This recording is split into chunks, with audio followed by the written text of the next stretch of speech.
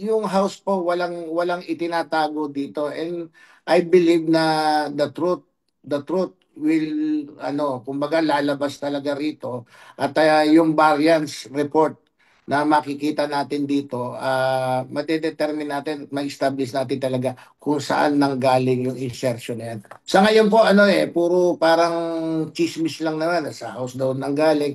Kaya hinihingi ko kay Secretary ng DBM yung enroll bill namin, yung GAB, tsaka yung GAA natin, at doon makikita natin kung saan nabago, kung ano ba yung sinabit namin sa Senate, at saan nagbago. Ngayon, kung sa amin nagbago talaga yung version ng executive, that's the time na siguro paratangan natin yung Kongreso. Pero sa ngayon po,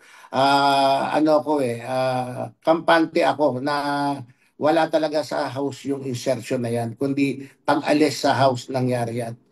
So, ibig sabihin nito akong mula sa Senado po.